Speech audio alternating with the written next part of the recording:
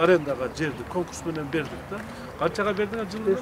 5 миллион сом акча түшөт. Наоборот, акча кетирбейбиз, акча таап атабыз да, мына жөнүндө турган. Оңдолот да. Шаарда муниципалдык жерлерди бардыгын ушундай беришибиз керек да. Биз жер менен киришибиз керек, инвестор акчасы салыш керек да. Мына Навай парктар турат.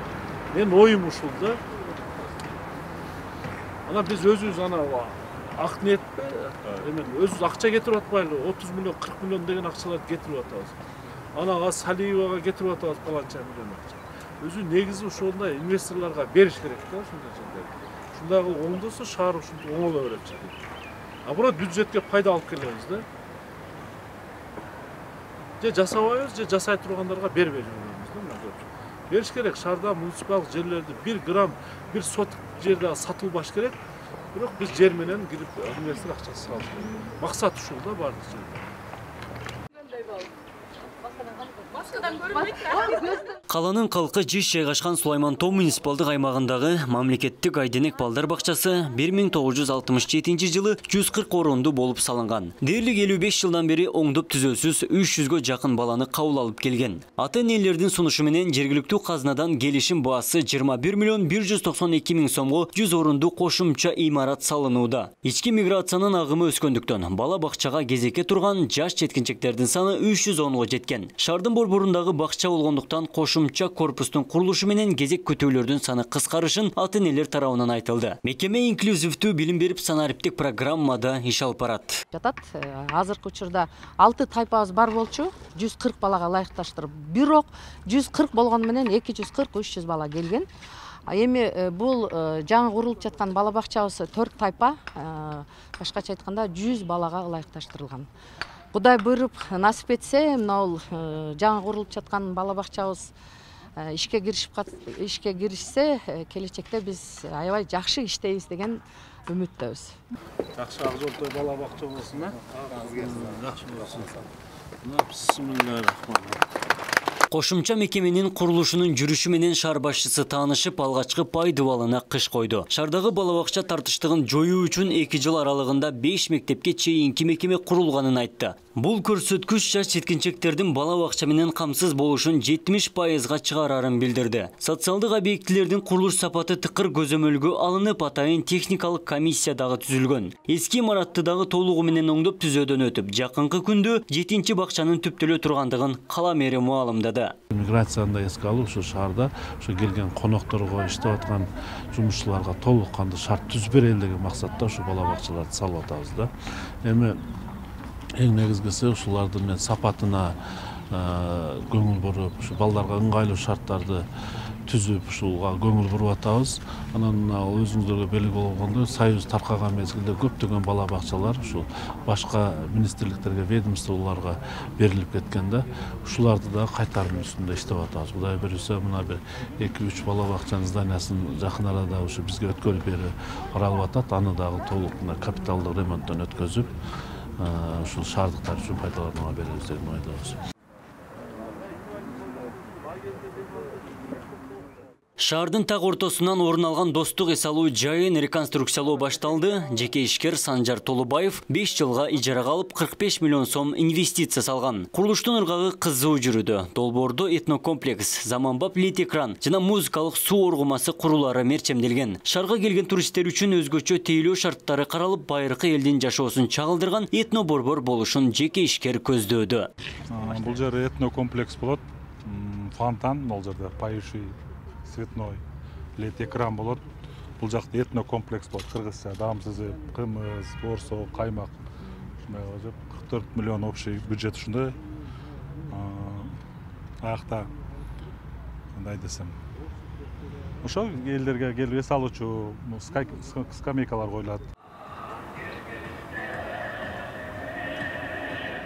Эс алуучу жайдын реконструкциядан өтүшүн кала мэри көзөмөлдөдү. Шаар бийлиги ишкерлер менен тыгыз кызматташтыкты колго алып, жерди сатпай ижарага берүүсүн айтты. Достук эс алуу жайы оңдолсо, кала казынасынан каражат сарпталбай, ижара акылары түшөрүн кошумчалады. Тилкенин жалпы аянты 11.548 чарчы метр болсо, анын 571 аянтына жеңил типтеги соода түйүндөр жана тест атым жайлары курулат.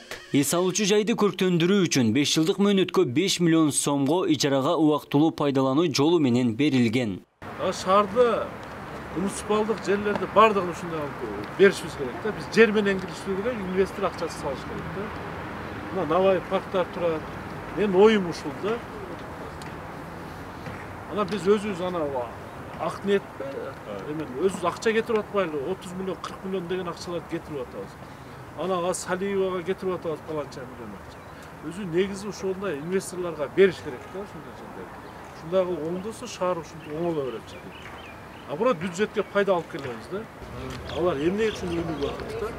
Себеби ишкерге туура шарт түзүп берип атат да. Аны мамлекет эмес, ишкерлер гана көтөрүп коюп атат. Мына азыр ушул жерлерде журналисттер билишиңер керек да. Канча жылдан бери жөн эле турду да. Азыр бюджеттен акча кетире турган болсок, мына жерге болбоду дегенде мына фонтандын өзүнө эле 7-8 миллион сомдук баягында музыкальный чоң светный чыга турган фонтан жасап беребиз деп атышат.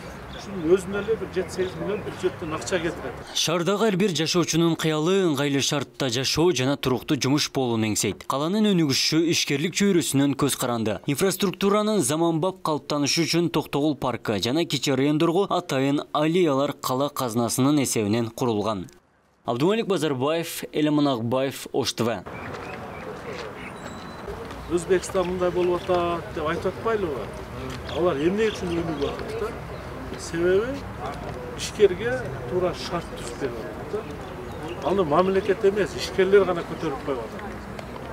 Мына азыр ушул жерлерде журналисттер билишиңер керек да. Канча жылдан бери жөн эле турду да. Азыр бюджеттен акча кетире турган болсок, мына жерге болбоду дегенде мына фонтандын өзүнө эле 7-8 миллион сомдук баягында музыкальный чоң светный чыга турган фонтан жасап беребиз деп атышат. Ушунун өзүнө эле бир 7-8 миллион бюджеттен акча кетирет. Мыналарын мына брусчатка басып, мыналарын оңдош болбоду дегенде бир 32 миллион сом, 45 миллион сомдук инвестиция ушуну кетирет элек да, 45 миллион. Мына азыр булар 45 миллион сомдук акча ушул жерге салып атышат. И андан сырткары бюджетке бизге жылына 5 миллион сомдон акча төлөп берет. Арендага алышты да жер конкурстун негизинде. Мен дайым айтып жүрөм, мына биз шаардык мэрия, муниципалитет инвесторлорго келгенде жерди 1 грамм жерди ушуларды сатпай, биз жер менен киришибиз керек, инвестор акчасын салсын. Ошо негизинде шаарга, элге дагы жакшы, анан бюджетке дагы пайда келет да. Экинчиси, мына будан кийин бул содержание, кийин эгер биз өзүбүз курганда, мына жерди бир адам карайт эле, шыпырайт эле, тазалайт эле, ага дагы бюджеттен айлык беришибиз керек. Эми булар мына ишкерлер өздөрү карайт, бүт бардыгын өздөрү карайт. Бюджетте бир дагы тыйын кетпейт, только акча пайда табат. Эң негизгиси шаарга, шаардыктар, шаардык коноктору ушул жерге келип, мына этногороддо биз чоң ресторан, заманбап ресторандар менен же кафелерибиз менен туристтерди таң калтыра албайбыз. Биз өзүбүздүн үрп-адат, каада, салтыбыз менен, улуттук тамак ашыбыз менен ошол туристтерди таң калтыра алабыз да. Ушул жерде мына бир Кыргызстандын этногородо, Ош шаарында этногородо болот. Келген коноктор, туристтер ушул жерге келип даамсызып кете турган шарттарда. Кудай буйруса ушул жерди бүтүрсөк, анан шаардагы көптөгөн муниципалдык жерлерибиз бар. Ошонун бардыгын инвесторлорго ГЧП кылып туруп беришибиз керек да. Бюджетке да пайда келе турган кылып, инвестор да пайда келе турган кылып. Мына Навай паркты да айтып атпайлыбы? Азыр 5,5 гектар жерди биз оңдой турган болсок, ал жерге дагы бир болбоду дегенде 100-200 миллион сом акча кетиришибиз керек. Жаңы заманбап аттракциондорду кое турган болсок, ал паланча миллиондогон акча бар. Ошон үчүн биз айтып атабыз, проекттерди даярдаттык, инвесторлорго берели. Мына силерден мүмкүнчүлүктөн пайдаланып келдилер, ошол инвесторлор катышсын ошо Навай парктын конкурстарына. Ошол жерден жерлерди алып, ушундай заманбапты оңдоп, анан шаардык бюджетке да пайда алып келе турган болуш керек. Биз ушул максатыбыз ушул. Интервью берип койдум окшойт да.